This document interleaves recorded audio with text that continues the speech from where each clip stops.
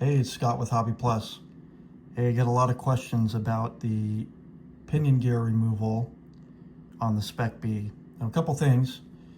I like, if you're taking the pinion gear off and putting one back on, I think it's easier to pull it out of the vehicle. To do that, you would remove the bottom screw from this side plate on the bottom of the chassis, these two screws here. That hold the gear cover on, and then there's a couple screws that hold the motor plate here and here to the transmission. Okay, so, and you can access your motor this way. Let's say you want to swap out the motor. You don't have to remove the pinion to pull the motor out. The stock pinion gear will go through this slot, so you can just take the motor out and slide it and pull it out that way.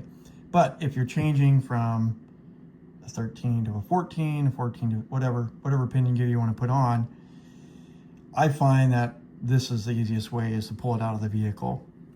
We've got to be careful of these wires here as we put it back to the pinion back on, a new pinion on. So let me show you what I use.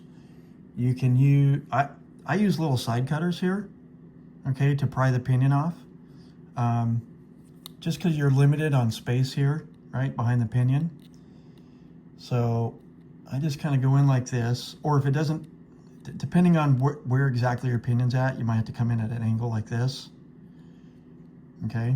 But these give you enough room. You need, the key is to have something really, really thin.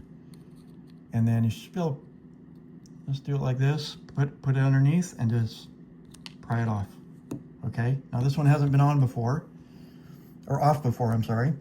And to put it back on, the key to putting it back on is we need to support the end bell here. If we don't support the end bell, it can pop off. Okay, so we got to support that end bell. Of course, you got to be careful of the wires. So one thing you can do is I just put it down, hold the end bell back here. I push the pinion on as far as it'll go. Okay, and so I'm about flush here. That's not really going to give you enough engagement with the spur gear, so you have to go a little bit tighter. And this is just a little finicky. You can use other things, but I've got a small socket to where the shaft could slide through as I pinch this. I've got big channel locks.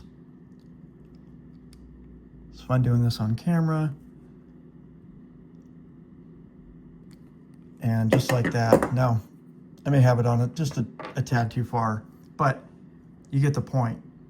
So that's why I've done it. That's why I think it's easiest to pull it out of the car. I hope that helps.